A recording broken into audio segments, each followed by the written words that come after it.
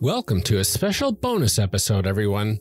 This episode, we are bringing you a spotlight for Rest in Pieces by Pete Petrusha, a game that is going to begin kickstarting the very day this episode drops. If you are getting this episode right away, follow the link to the Kickstarter and follow the project to be notified when it goes live.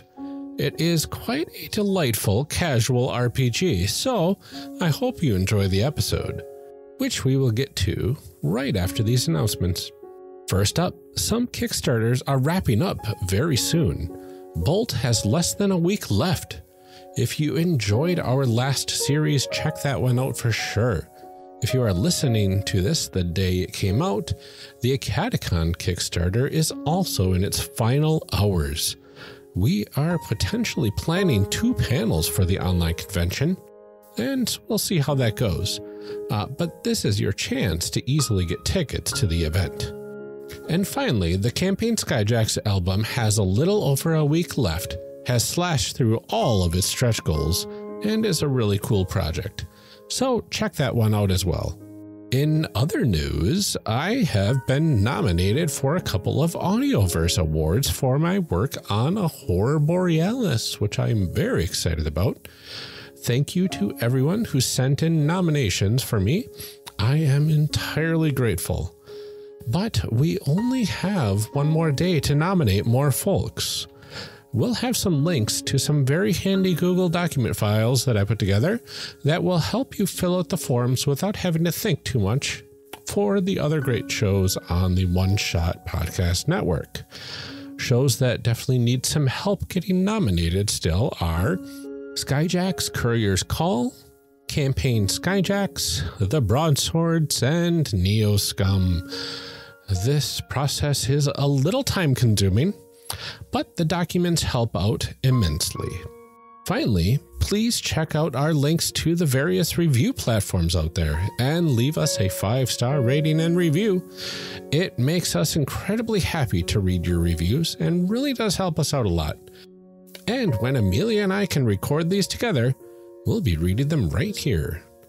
That's enough announcements for now. In the meantime, get ready for this great conversation that I had with Pete Petrusha about this very cool game. Enjoy.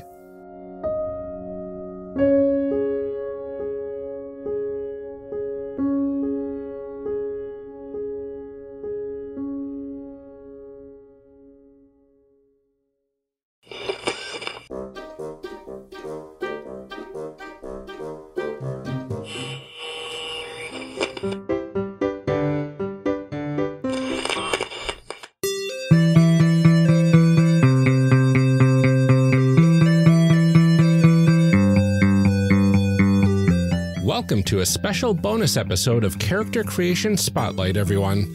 In this bonus segment, we'll be shining a light on some current or up-and-coming games to keep an eye out for. I'm your host, Ryan, and today we are welcoming Pete Petrusha to talk about Rest in Pieces, a dark comedy role-playing game that plays with a 2-color Jenga-like tower. Welcome to Character Creation Spotlight, Pete. It is really great to have you here. Thank you so much. I've really enjoyed listening to the podcast, especially because I get to I kind of feel like I get to meet new designers that I never get a voice for their name. So it's been really cool enjoying the podcast over, Well, thank you. I appreciate you listening. You want to start us off with first telling us a bit about yourself and some sort of projects that you have going on? I know you have quite a few. Yeah. Well, the big one is I'm a dad to a 2-year-old. So that's the big job, right? I have a wonderful little. That works. Do you? Oh, yeah. How many? I've got 2, a 4 and 2-year-old.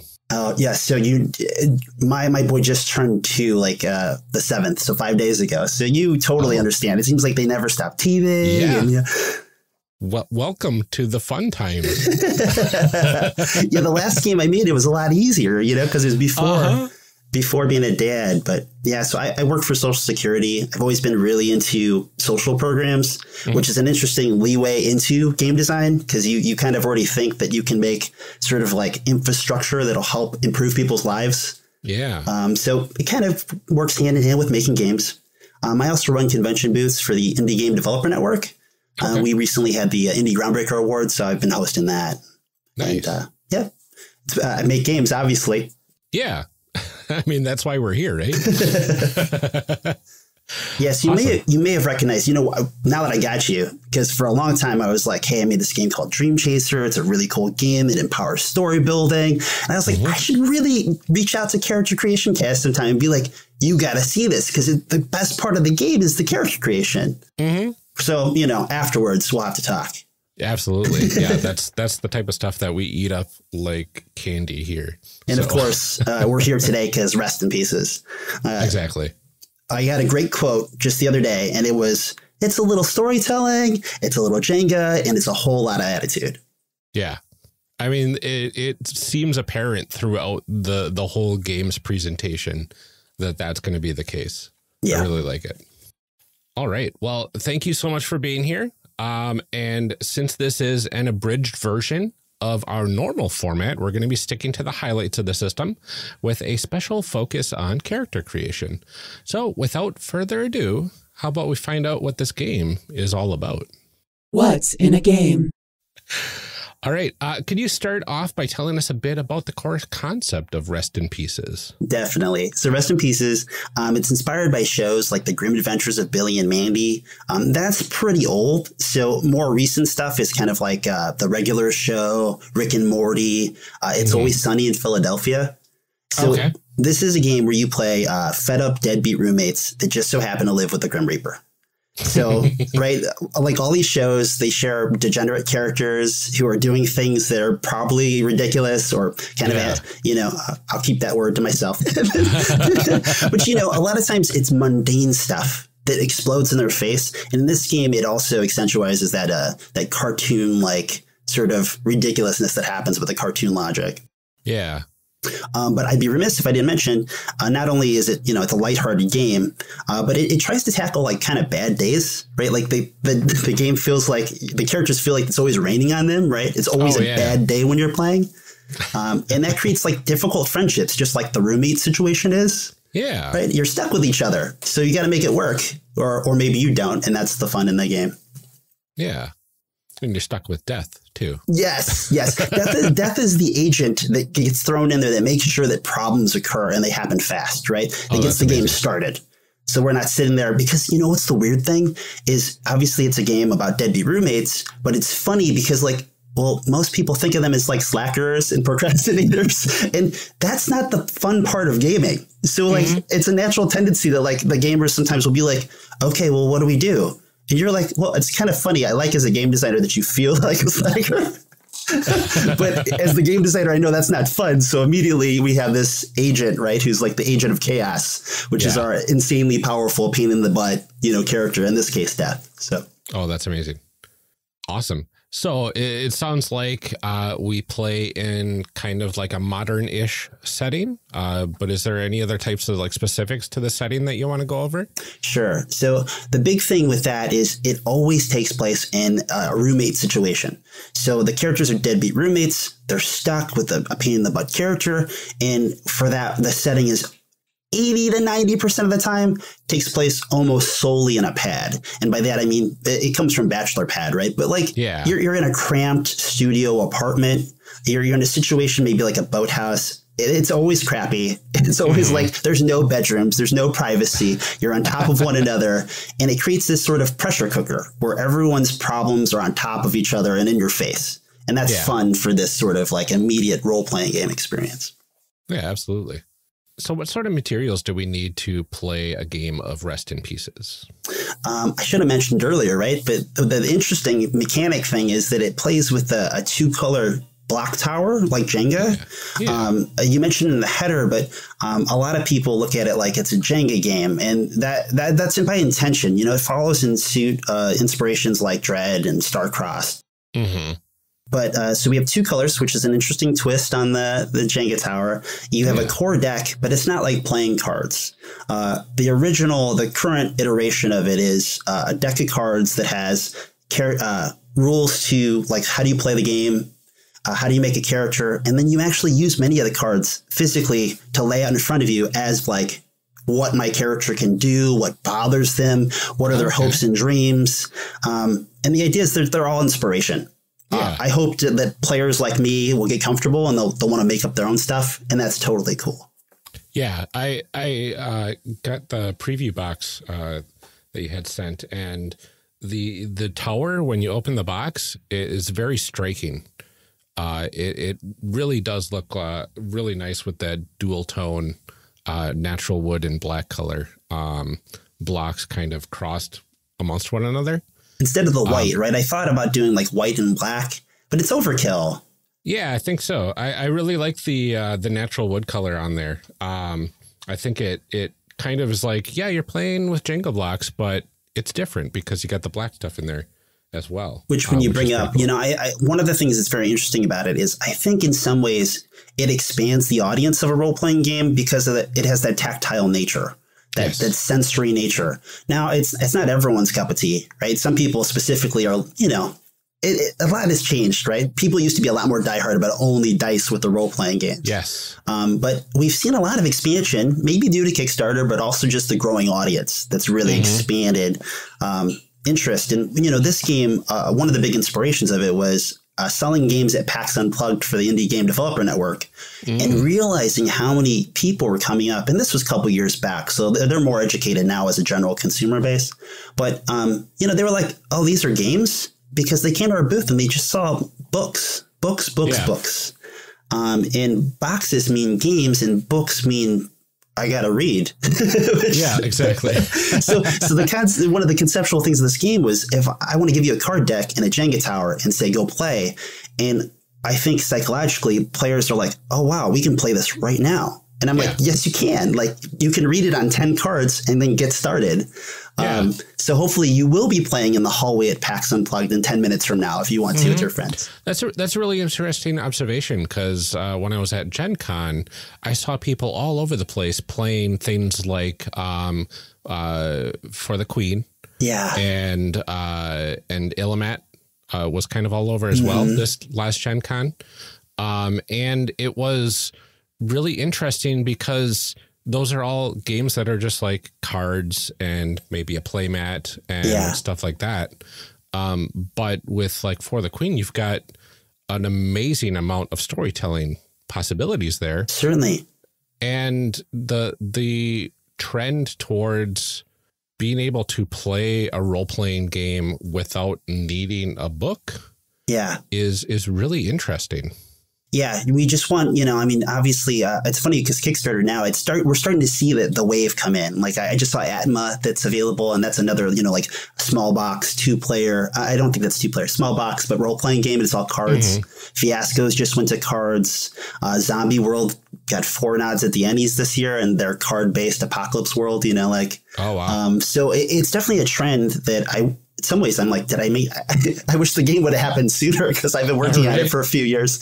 I saw these things happen as I was still trying to be like, God, it's not hard enough yet. It needs to be harder. It's about bad days. So finally, it's in a great place where I think the flows really well. And it's neat that the tower, not only is it fun and interesting, the 2 colors represent kind of like characters doing selfish acts or selfless acts. Oh. So the selfless is kind of like, are you actually caring about the roommates or the apartment building or the people around you? Or are you a deadbeat roommate and, you know, half the time your actions probably are about yourself? Like, wow, hey, I'm trying to be famous. You know, like, right now I'm not thinking about you guys. I don't care that the kitchen's burning. I'm watching this TV show, you know, my boss is calling, forget them, you know, like. Yeah. And that's really interesting because sometimes in Jenga, there's only one option. Well, to pull and build up the tower. And if that one option is something that you weren't considering, and now you have to go in a completely different direction, that's really intriguing. Yeah. And what's fun is as a game master, it's kind of interesting because you're looking at like a finite amount of good and almost bad choices that can be made per episode. Because when the tower falls in this game, it ends an episode, which is kind of like a short game session. Yeah. So, I mean, the games really could be like 30 minutes if you have a really quick game. But most of the time I see they work about an hour. So it's nice that they fit in a very comfortable amount of time that people can go play like a board game. They can sit down and fit in their schedules. You know, a recent interview I got was a woman who was there was like, oh, wow, this works with my schedule. You know, like I can actually play a role-playing game. But if you want to keep having episodes, kind of like these regular show or Rick and Morty, because a lot of these shows have like It's Always Sunny. They're always 2 episodes per half hour. They're like 2 15-minute episodes. So players can continue playing. They just start a new episode. It just has a ridiculous ending that kind of gives us a climax, which is the tower falling in this sort of epilogue around the table thing. And then they decided to keep going. Like, hey, did we get what we wanted on this? Is this show done? Are we going to move on to the next show? Or is this like a to be continued ... Yeah. You know? I like that. It very much feels like a ongoing sitcom at that point. Yeah. Are we going to be binge watching this improv sitcom, or are we going to be just packing it up for the night? Which is funny because a lot of people these days, right? If like me, when I finally sat down and watched Rick and Morty, I couldn't stop, right? And I had to because I have a 2-year-old. But, I find myself all the time watching 2 to 4 episodes, until I got through it. And the regular show is kind of the same thing. When they're like 11 minutes, sometimes you watch 6, sometimes you watch 1. Yep, absolutely. Yeah. So, one thing we didn't mention now that you're making me think of the mechanics and what games need problems, right? And in this game in particular. So every character has some things, pet peeves, has some things that bother them already baked in about the other players, because we want the roommates to be at each other's throats a little bit too, because that's the feeling of being roommates. We all passively aggressively bother one another. It just happens, there's not enough space. The kitchen isn't as clean as I would like it to be. Every time I go to the bathroom, I have to put the toilet seat down, the things. But to make the games have this sort of fantastical element, death is obviously inserted, right? Or some pain in the butt character. But you flip a card, and at random, like I have some of the cards over here, you just grab one of these problem cards and you look at it and it says to the game master, cool, the overarching problem in this one is called Raising the Dead. Now I can share this with the players right off the bat, or I can just kind of like hold it to myself. And it gives me a little summary that says death has been spending a lot of time away from the pad. Meanwhile, word is spreading that the dead are rising from their graves. Death says that they've just been catching up on some reading by the cemetery. And it gives them a summary of kind of where we're going. And then on the back side of the card, it gives them basically like exact things they can do, in the words of a deadbeat, to be like, here's problem number 1. How does it get worse? Step 2. And then ultimately, how does it go nuclear? How does this session either like, where are we going to blow up the apartment? Is everyone going to die? Is there going to we're going to flood the city? Because it always has that sort of zany, ridiculous nature of, if we let these problems keep going, it gets ridiculous, world ending. Yeah. So there's that level of cartoon logic that's necessary with some things in this game. Like another problem is like a home shopping addiction. So obviously Death starts ordering stuff that you couldn't find on the home shopping network, but Death can, right? But are, pretty wild. That's awesome. And I like how on a lot of the cards, there's some artwork on there that really kind of shows kind of the style of, like, the pet peeves is a skull with a mushroom cloud coming out of the top. It's just fantastic. It's funny you mentioned that, because Zombie World came out over the course of this. Initially inspirations were Dread, right? Epidia, made Dread. It was a really neat experience for horror gaming. Something that's remarkable. Everyone who's played it goes, wow, that was really neat, that Jenga Tower role-playing game. Yes. And I met Alex Roberts of Starcrossed at, at Metatopia, the game design festival. We were both working on a Jenga Tower game kind of simultaneously. So I had the luxury of looking at her game and being like, whoa, this is cool. I love the, keep your hand in the tower to keep the tension. Yep. Because originally when I set out to even make the tower thing, I just felt like we could innovate on Dread's very simple use of a Jenga tower. And I was like, how come nobody's done that yet? And then so I just it's funny how that just kind of built into that with a theme that eventually mashed together and made this deadbeat dark comedy role-playing game. Oh, yeah, absolutely. Yeah, I was inspired even by Alex Roberts and Dread created my own Jenga Tower game. Oh, did you? Recently. I've been trying to dig them up too, because there are quite a few that are like hacks, or they're low key projects. But like, you search around on the internet, and you'll find games, but like nobody's published them. And I think that's also because of the components, right? Like, it's hard to say, go buy a tower and my game. Yeah. Right. But a lot of people already have towers. Yeah. Right. And if you're already kind of in this whole, I want to get like the Dread, I want to get Star-Crossed, and I want to get this, you're already having a tower. So you're one step ahead of everything else, right? Well, it's funny you said that, because luckily in my case, I figured out how to get a reasonably priced 2-color block tower for you in a very cool box with the game. Yeah. At a price that still sits very comfortably for role-playing games. Yeah. You know, we're looking at that $40 mark, not like 50 or 60. Exactly. So I think a lot of people are going to be like, wow, really? Why is this so cheap? That's amazing. So it's possible. You can manufacture the block towers easier than you think. I think it's a lot of the manufacturers are catching up, really. But it's very true. I don't know if my game has legs for something that, but a real quick aside, it's Highlander mixed with Dread mixed with Reflections. Oh, wow. 2 to 4 player kind of antagonistic role-playing game. That sounds amazing. Yeah. I love that you know Reflections. Like, that's a great little game. Yeah, it's really fun. And then you basically play Highlanders at the final gathering where you have to get down to only one, right? And you tell your story with each other immortal that's there throughout all of history through flashback scenes. Oh, gotcha. Depending on the flashback scenes, you pull blocks out of the tower. Yeah. And if the tower falls, then the person that made you pull those blocks kills you at the final gathering. Oh. And gets your power. So it's a fun game. It's silly.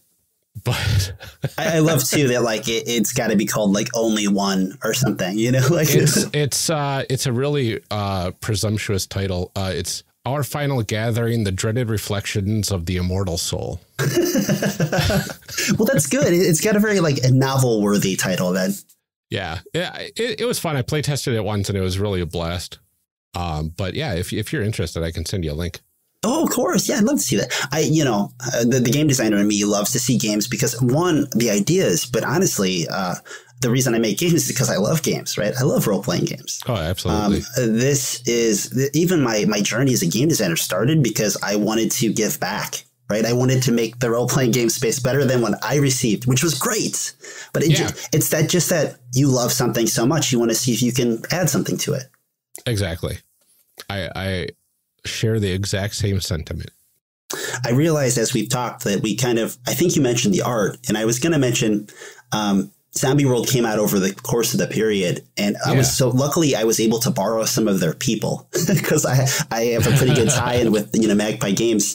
So I think it's Megan instead of Megan Trott, and she did all the icons for Zombie World. So the icons like you had mentioned earlier, those trying to think of which one you said. Oh yeah, the pet peeves with the steam coming. Yeah, they're beautiful. Like I got those and I was like, oh my God, like these are all I need. Make more, make this, make that, So she's wonderful. She's on Twitter. And she made that for both these games, and she'll make them for many, many more, I'm sure. Yeah, no kidding. Now, most of the other art though, we've gone to this Invader Zim look, which I am so happy with the new art look, like so freaking thrilled. I've had a lot of luck as kind of art directing, but this one I just couldn't nail. Like I had a couple different directions. I think I kind of looked for more of adult, like taller figures, like for the cartoony look of this Adult Swim sort of feel I was going for. And, maybe like more Rick and Morty. And I brought on someone to help with my social media at Imagining Games, Mitchell Wallace. And Mitchell was like, basically introduced me to Invader Zim. Like I'd seen it, heard of it before, and was like, what if it was like this? I was like, I don't know. We can try it if you want to go find somebody.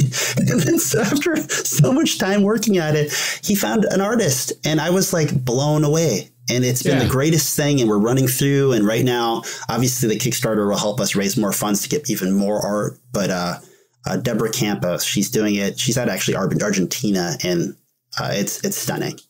Oh, yeah, absolutely. Yeah, I saw the cover art on the game box. It's really a wonderful style. And you may not have seen it. Maybe I give you the image, but like you see the banner in the corner, like that's the new cover. Like it's just so cartoony and fun. And this one was inspired. Well, I'm sorry, the listeners, they can't see it, but when you see the cover, eventual cover of the box, which will be all over the Kickstarter, it's intended where like Death and a handful of roommates are all looking down at you. We don't know what happened to you. We don't know if you died, if you fell over, but they're all just looking at you as obviously you're laying on the ground. So it's a fun way to think about it, because obviously rest in pieces, right? The tower's going to fall. Things are going to crumble. People are probably going to die. But character creation's quick, so that's awesome. So speaking of character creation, what sort of characters can people make in this game? I know they're deadbeat roommates, but what's special about these deadbeat roommates? So obviously they're deadbeats, right? So the idea with that was, I thought that's a fun term. The game is lighthearted, right? The characters have dead-end jobs. They have odd hobbies. They have deadly objects. These are terms that be taken, in the best light, right? It's comedy, right? Yeah. So these characters are usually slackers. They're degenerates, right? They're people who aren't good at many things. Yeah. So the fun part is when you make these characters, you play these characters, as you'll see, I'm sure when we get to you making somebody, you're going to have a really creative, fun time playing and being like, I need a shovel, but I'm a bicycle delivery person and I have poisons and I like playing with fire. But I just wish I had a shovel. Like, my character doesn't do this thing that I need. And I think it's fitting that you're playing characters that are often like, they're not the right person to fix crazy, zany problems. They're people stuck in an apartment that's cheap. So half the fun is just kind of laughing in the situations that you get into and like, okay, what am I supposed to do here? And kind of rolling with the punches. So, I mean, some people play well-intentioned characters who, like we've had I don't know if you've had many roommate situations, but everybody knows or has been that person where you're the responsible one or the well-intentioned person. So you can be those people too. That's very cool. I like that. So, from what you have been saying, it sounds like character creation is pretty fast and rest in pieces. So how about we walk through the process and create a character right now? Oh, yeah, please. We wouldn't be on Character Creation Cast if we didn't. Exactly. Let's make some people. All right. So I've got the deck in front of me. I did notice that there's categories of cards so I separated all of the categories just naturally because that's what I do. And there are, looks like 4 named categories, 5 named categories. Now you're going to put me on the spot. I don't remember. That's so several.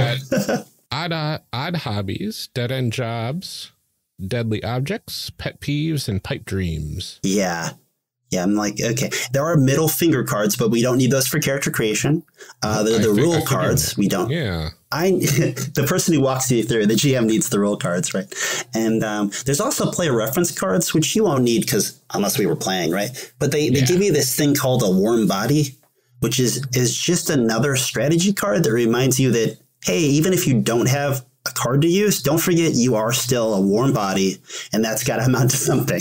You can still walk, run, push, pull, yell at things. You have basic human functions, even if you're not very good at them. So, absolutely.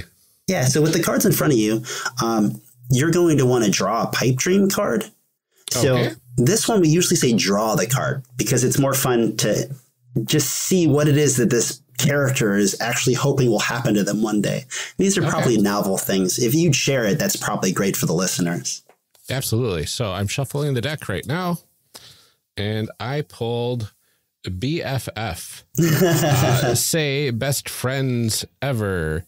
After a friend really pulls through for you, take 2 blocks from each deadbeat and split them between the 2 of you. A real friend is one who walks in when the rest of the world walks out. Well, that's nice. Yeah, so it's one of the more pleasant ones. So every character is going to have, maybe you'll call it a secret objective, but these are just an added thing that maybe you'll pull off over the course of the game, or maybe you won't. But it's a motivation to give your player a little more like, what does this character care about? Yeah. This character, like that. BFF, right? You're just trying to have a good friend. All these people suck. I know. Give me one good friend.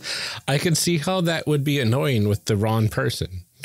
Now, with the wrong roommate, rather. For other people, they'll have this jumbo character card. You might have it near you, might not.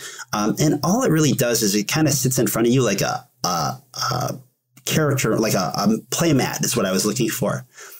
Those people who've played Zombie World will kind of recognize what I was able to almost steal from them was that. So it's got places on this jumbo 5x7 card that have little slots that can hold like the edge of your deadly object or your odd hobby. So you're making a character in front of you, but you're kind of almost like putting pieces together for most of it instead of writing out the whole character.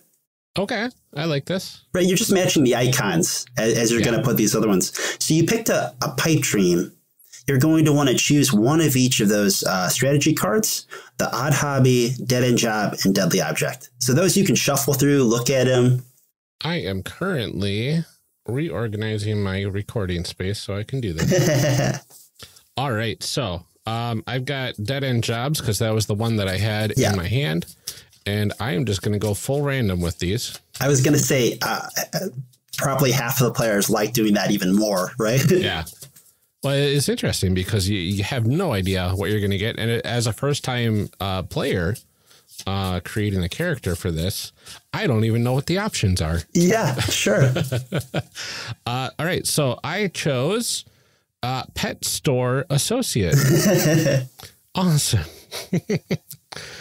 Flip, imagine, and describe how your job experience could help your deadbeat in this situation. Gain +1 touch. And the quote here is, you are one of the team now. Pick up people's slack. Stay late when coworkers call off and help customers who have no idea what they want. Who says there's no I in bleepin' team? Sorry, we're a family podcast. You're going to have to say bleep a lot. Yep. At least the nice part is the cards say bleep. At least I thought that was nice. I ran it by some people, right? It's maybe it's a little like middle school feel, but I like that it carried the weight because it doesn't remove the vulgarity of the cards. Yes. But at the same point, like you can still show it to kids and feel like you're not a bad person. Exactly. Yeah, because I know us on Character Creation Cast, we like to keep things family friendly. Yeah. So I very much appreciate that. Yeah. So this is where, I've been prompted, like the box will say 17 plus. The game has all the appeal for your high schooler or teenager, but they may or may not understand the whole roommate concept so well. It kind of depends if they have siblings. So when I was really looking at the target audience, I was like, most people are going to play this because they've had roommate experiences. Yes. Like they've had a time where they went to college or high school when they left the house and they had to share a place with someone else that didn't mind picking up after them. Right. So, so playing off of that is very important. But with that in mind, there's a lot of vulgarity and adult themes, obviously. Death, there's drugs and sex illusions, and there's stuff that comes up over the game. You mentioned the touch, right? So I might as well tell some mechanics as we're talking. The big thing different about this game, other than the 2-color Jenga tower, is unless you have a card to use to help further describe how your character can do this, you can only touch one block on the tower and hope that it comes out. So after a long period of time of playing Jenga for this game and trying to make it harder and harder and harder, I realized people are so much better at Jenga than they think they are. And even brand new people are so good. They're so good. Yes. So it took a long time because I kept being like, well, maybe if they get 7 touches when they're new, when they're really good at something, and 5 if they're okay. But it just kept coming down and down and down to the point where it's like, no, most people can pretty often identify the one block that'll come out. And if you give them time to touch more, they will always find it. So this game says you can only touch one block unless you can justify why one of your cards helps you. Oh, wow. Yeah. So you can, you have to visually observe the tower. It's more fun before you actually touch it. Yeah. And you probably want to watch what the other players are doing, right? Like, did that work for them? Did that one suck? Now you can use your cards to give you more touches. So you might even use a card so you can touch a block and be like, all right, that one's good. I'm going to try another one before I pull because I can pull either one of them, right? Which also helps with that, light dark block thing. You'll have a little wiggle room, but it's not as easy as we were talking about earlier, right? That you oh, maybe there's only so many dark blocks. Well, a lot of them are probably not coming out, and you can only touch one. So you might have to do something selfless here or risk knocking the tower over. Oh, wow. When you take these blocks, you keep them. They go on your character card. They become leverage in the roommate situation. You are more respected, more admired, the person who gets stuff done. So you use this to play these middle finger cards later and to, like, as an economy, spend them on things to screw other people over and give you advantages. Very nice. But I digress. So did you find a hobby and an object?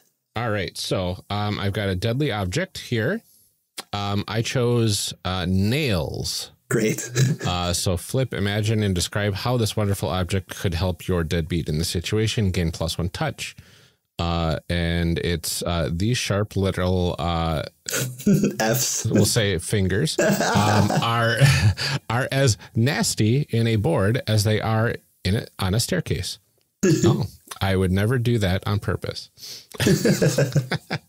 Awesome. So I put that in my little slot on my character card. And now a pet peeve. Oh, I'm sorry. Yeah, go for an object. You got an object. Go for the hobby. Oh, yeah. Hobby. There it is. I thought I had all of them over here and I missed my hobby. All right. So hobby. Ooh, nice. Cosplay. I like that you're like, yes, I always wanted cosplay. I love cosplay.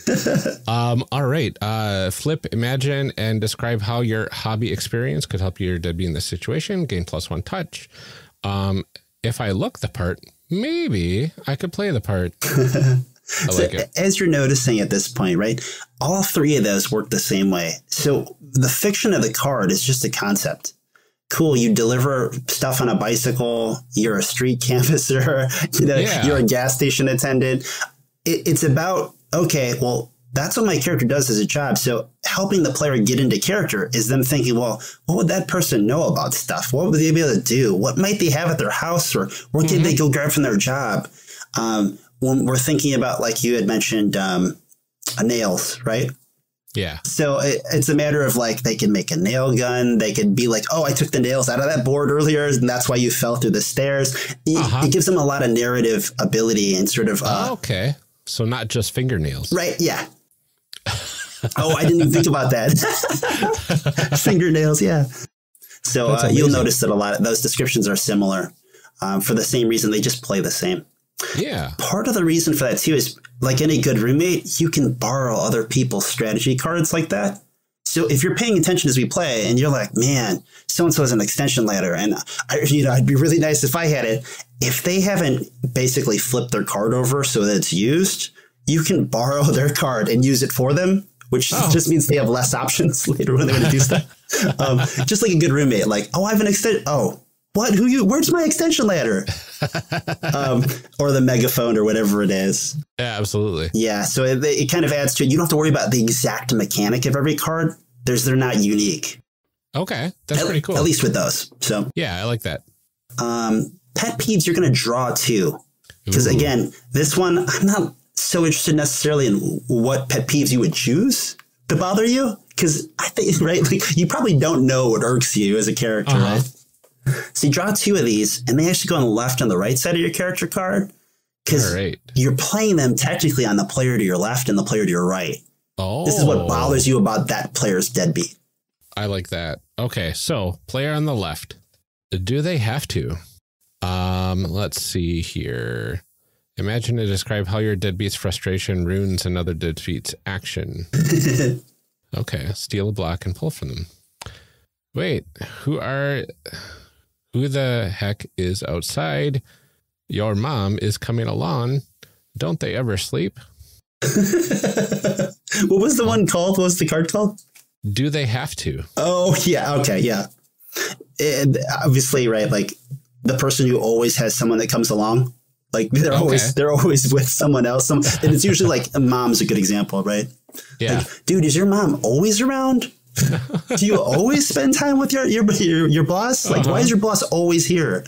Yeah, no kidding. Okay. So the difference is with that, right? When you're playing in the game, you're actually going to, like, be able to steal blocks that they've pulled from the tower and that are sitting on their pile. when you can make something more difficult for them. Okay. So another way you can get these blocks that you want, this pull in the roommate apartment, is by stealing from other people, by inconveniencing them. Okay. So you can, as we play, bring up when things suck for them or when things happen. Like, is that because your mom is right there? Or has your mom been here the whole time? And it gives us, again, another narrative opportunity that, like, you've prompted something into the story, they can play off of it, or you can just hold the memory against them, right? Like, well, I'm sure your mom's probably going to show up again. Yeah, I like that. What was the other one? The other one is Instigator. Yeah, we all know those people, right? Yeah. This guy have something included. to say, don't you? You can't just keep your mouth shut. So that's a very obvious one, right? When somebody goes to say something in character and they're talking to you and everyone else is like, so I think we really need to do this, guys. And you're like, what's in it for you? And last time you tried to get us all together, remember what happened? You know, this is always about you and something that some elaborate plot that's going to help you and not the rest of us. I like it. Okay, so I kind of have a good idea of this person. Yeah. And then the next few things are the ones you actually write in the card. It's a dry erase card. And you write, like, where do they sleep? Because we assumed you don't have a bedroom. So are you sleeping in the ironing board? Are you under the island? Are you in the windowsill? Do you have a hammock? But is it a bunk bed hammock? Because there's 3 other people with hammocks. You know, to give us something that tells us why, you know, what you care about, right? Every roommate needs to eat. And it's fun to remind people that sometimes people eat your food or there's no food in the fridge. So we want to know what your favorite food is, because it gives us another, as a GM, something to mess with you about, something to be gone, something that you could be leaving all over the place. All right. So my resting place is a pile of costumes. And my favorite food. Oh, goodness. I'm going to go with... I'll just go with pizza rolls. Nice. Yeah, might as well. Everybody has food. It's funny how well people are about, like, it's not, I don't know, is it, what classifies deadbeat food, right? Or slacker food? But, right. But everyone nails it. The Cheetos and Mountain Dew, chili cheese dogs, and, you know, like, I don't know, nachos, glorious amounts of cheese. I was thinking back to my days living with roommates for a short period of time, and our go-to, like, bulk food was taquitos. There you go. Taquitos with hot sauce. So good. Now I want some. So when you're looking at your character, what was their job? Their job was a pet store associate. Okay, and what was their hobby? Their hobby was cosplay. And then what was their object? And their object was nails. Right. So with those, what can you tell me about your character? Like, what did that throw into your head when you put the combination of those 3 things as my deadbeat? All right. So they're kind of handy, actually, because it sounds like they like to do their own cosplay and probably build things. Yeah. So they might have aspirations for, like, set design and costume design or something like that. Yeah. But they're stuck working with pets at the pet store, probably because they are a decent person, because they just want a BFF, right? Yeah. Which clearly they're not getting enough of from the pet store, which is funny. Exactly. So they work for this kind of, like, local weird pet store that's, you know, it's a job, but the pets are nice. Maybe not so much the people or the customers, but the pets are nice. And that's what this person enjoys. Right. So I was going to say, I love that those three things alone really give you such a core idea of who this character is. Yeah. I had one, I was making the Kickstarter page, and there was they had the sandwich artist, and they like twisted artwork as their hobby. And the deadly object was, a skull. A human skull. Oh, wow. So I was like, well, it's funny because they're a sandwich artist. So there's the artist. They probably take that seriously, right? As a character. They're like, no, I'm not just a cook at Subway. I'm a sandwich artist. Because in my daytime, or when you catch me on break, I'm actually looking at this catalog or this magazine of all this twisted artwork, and, like, black bodies are painted, and, you know, and then, like, I carry a skull around, which maybe means that I hope to aspire to one of these twisted artists that maybe are made of skulls. I was just like, wow, I mean, it's fun to think of like this ridiculous character that has these three things. And who would want that person for a roommate? Exactly. And that person is death, because a lot of the core deck reflects interests that we've assigned to death, which is really, really funny. I really like that, because it's just like, you're just a normal person who's living with death. Yeah. People get it right away. They're like, oh, well, that's funny. I get it. So this is like a funny game, right? Yeah, it's a lighthearted, silly, dark comedy, right? Yeah, and if we were to play this, this character feels shy to me when they're out of costume. But they would probably like kind of open up when they get into costume. Yeah. That sort of stuff. And they probably keep to themselves for the most part, but keep getting pulled into, zany hijinks. I like that. I just grabbed a random pet peeve card because, the player to your right would assign one to you and the player to your left would assign one to you. So like over the course of play, one person would be like, yeah, but you're always late. You're late to everything. So as you're playing and you're telling your story, people are reminding you like, yeah, but we can't trust them. They're never here on time. Yeah. And the other person said, and you're always looking at your phone. You have a phone face. All I ever see is your phone. So, as you'd be describing and doing your things, we're like, maybe you'd have friends if you weren't always just staring at a phone and looking at people.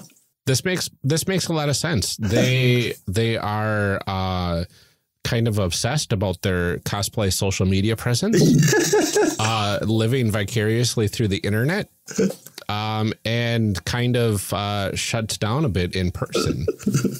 Text-based and image-based communication is fine, but voice-based and in-person communication, no thank you. Yeah. And the beautiful part is if I wouldn't have been explaining the mechanics as we talked, I mean, literally you could flip 3 cards, put them on your character sheet, write down where you sleep, what you eat, you're done. Yeah. The 5-minute character creation is really because you're probably flipping through the cards and laughing at them. It's not the 5 minutes of like me, like, oh, which one of these perks do I want? Which playbook ability suits my exact needs of what I'm going for, Exactly. So, and that helps a lot because you're not so worried about death, right? You're not so worried about like where this goes. The hour investment of play, you're not going to die in the first 10, 20 minutes. If you do die, it's probably 30 or 40 minutes in, if not at the very end, which is like the epiloguing anyway. So exactly. I really like how this kind of reinforces that casual feel of the game too. Yeah. Like this is a great casual party game. Once you get to know the rules and everything, just take this out. Everybody creates characters. And now it's kind of like an improv game.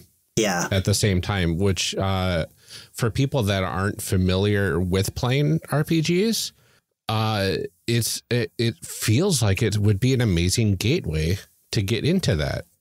Part of it is right that it locks in with a lot of popular media, if it's at all in your wheelhouse, because we've all watched sitcoms. Even if you have a long history of watching Friends, you understand roommate situations that sometimes suck or get annoying as people get excited or new jobs or whatever they have going on. And if you haven't lived through that, you might have siblings or you've at least shared a desk at school or something, So it very much, I heard Marcus Truman talking about Zombie World, and I loved what he put was like, people know zombies. I can just put zombie up here and then like focus on an experience that's like about, you sharing an enclave and the dark grittiness of people worrying about survival. And in this game, like, I don't have to explain roommates to you. Yep. Though, caveat, I did send a preview copy out to Ireland, and they had no idea what I was talking about. Oh, interesting. I had no idea about that, right? So literally, they were like, "We don't have roommates; we have flatmates." They didn't understand the whole deadbeat concept. So it's just, I was like, "Oh, well, I learned this is not for you. Like, you just you like the movie quotes, and that's fair. Like." Culturally, we're different. And but I never would have thought that, Yeah, exactly. It's interesting what we find out when we start looking into other cultures and everything like that. So that's a really interesting find. Yeah. I wonder if they have similar concepts, but they're just called something different or. Right.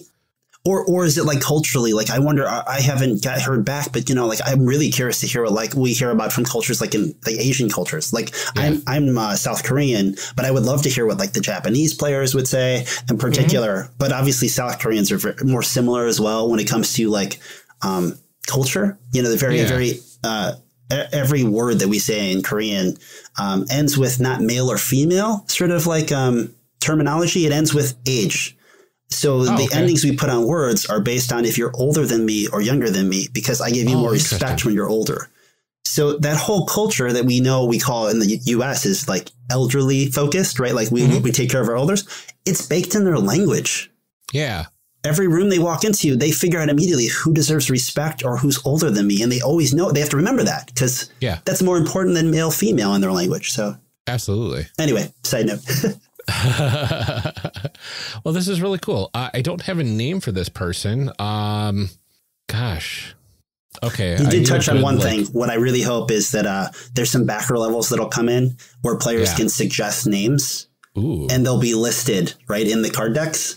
I don't know necessarily if I'm going to put it in the background of the cards or if we're going to do something like extra cards that are just like names. But one of the levels is like, you know, you can suggest a deadbeat character name. So we have lists, and I think it'll be really fun because people will put in like their old roommates or their bosses or, you know, like they're deadbeat in their life. They're going to insert into a game and immortalize them. Awesome. Yeah. I'm going to, oh goodness. I don't want to, I was thinking like she goes by her Twitter handle or something like that. Yeah, right? Sure. Or they have an Instagram account and that's kind of like, just call me this because that's what matters. Especially because like maybe they picked the blogger card. Like they don't actually have a job. You might not even know that much about Death. Probably picked them out as like their deadbeat application. Death probably doesn't care what your name is. Exactly. Death was like, this person likes, you know, fireworks as a blogger. And what's another one? Let's see. Where's my card? And likes hacking. All right. Yeah. This person's interesting. They can be a roommate for as long as that lasts. That's awesome. I like it. All right. Well, is there anything interesting you want to highlight about the Kickstarter? Especially anything related to character creation? Yeah. So you know, the core thing we talked a lot about initially was like, okay, Death is the problem roommate. This sort of basement studio apartment, which in the game, so far I call it Death's Dungeon, right? But that's the pad for Death, right? You room with Death. You are in this basement studio apartment. It's got, you know, some prompt description of giving you an idea what that feels like, you know, crimson, coffin shaped cabinets in the kitchen, you know. What we're going to do with the Kickstarter is it'll launch with 2 other characters that'll be expansion characters, and they introduce pads that reflect them. Oh, okay. So the Great Cthulhu will make an appearance. Oh, no. The Great Cthulhu is a perfectionist, is oblivious, and is very, very sleepy. Oh, wow. So it's funny that you'll get new characters that'll be this super powerful pain in the butt character. And the reason for that is, right, what are you going to do to Death when Death is causing all these problems? Yeah. Because Death will just kill you. Like you got to kind of deal with it, or over time win them over, or passive aggressively deal with the problem, because you can't just go fight Death. Let me tell you, you lose. So, and the same goes for all of these characters. They're important is that the pain of the character, you can't just easily remove them. Yeah. So we have like Sharon, the ferryman of the underworld that's coming, and the girl from The Ring. We even have Donald Trump coming. So if we unlock these other characters, hopefully, you know, we'll have a lot of really amazing new locations. And then they come with decks that provide new variants on the jobs and the hobbies. They go in addition to the core deck. So you just kind of add them in and swap out the character pad.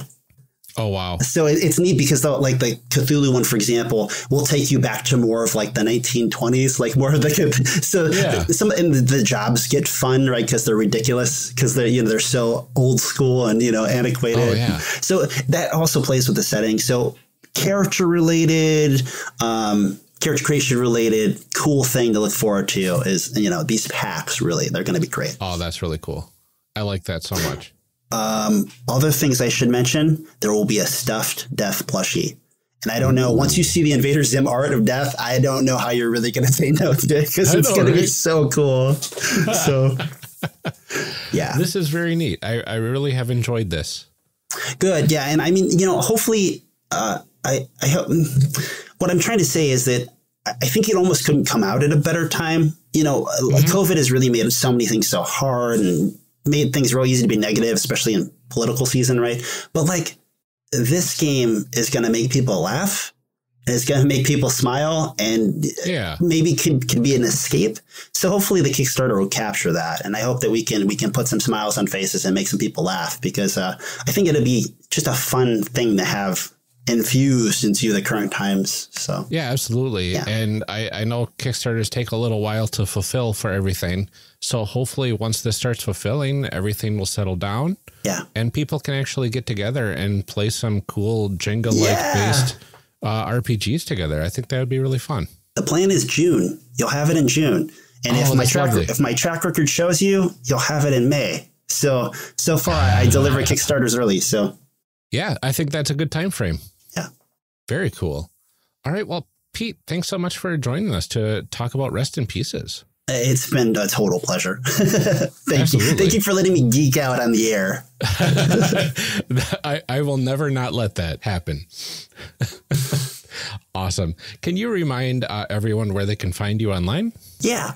So my game company is Imagining Games. You can go to imagininggames.com. There's an Imagining Games on Facebook, on Twitter. I'm the victim of, hey, I used the cool character name from back in the day that nobody cares about. Right? So it's VEMBRANOR. So it's Vem Branner. But yeah, if you want to pay attention to Rest in Pieces, there's a Rest in Pieces Facebook group. I've been dropping all these cool art pictures and little insights into the game to kind of keep people informed what's going on. It launches on the 29th at 10 a.m. Central Standard Time. So should be out by the time this episode drops. Yeah. So I hope you can join us. It'll be fun. Absolutely. This has been so much fun. Thank you so much for joining us for the special bonus episode of Character Creation Spotlight.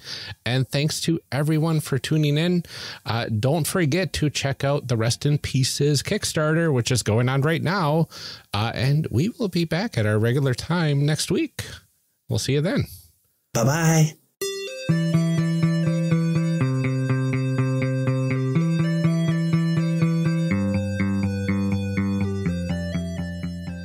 Character Creation Cast is a production of the One Shot Podcast Network and can be found online at www.charactercreationcast.com.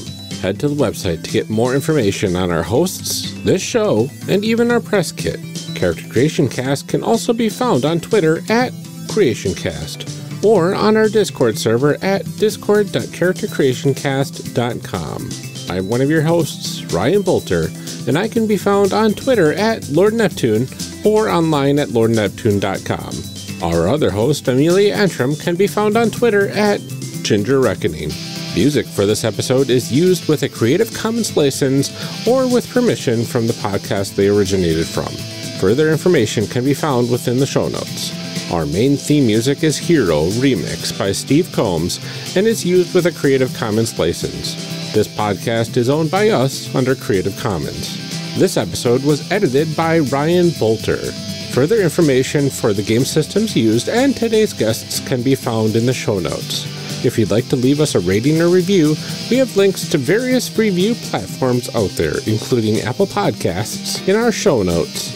Also, check the show notes for links to our other projects. Thanks for joining us, and remember, we find that the best part of any role-playing game is character creation. So go out there and create some amazing people. We will see you next time.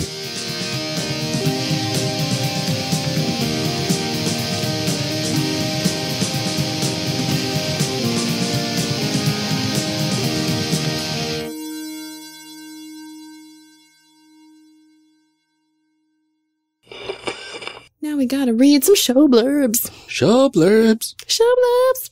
Show blurbs. Show blurbs. Character Creation Cast is hosted by the One Shot Podcast Network. If you enjoyed our show, visit oneshotpodcast.com, where you'll find other great shows like Asians Represent. Asians Represent celebrates Asian creators and diversity in the gaming community. Join hosts Agatha Chang and Daniel Kwan as they discuss gaming, genre, and representation with their guests, and occasionally argue with each other to the sound of Agatha's beloved air horn app.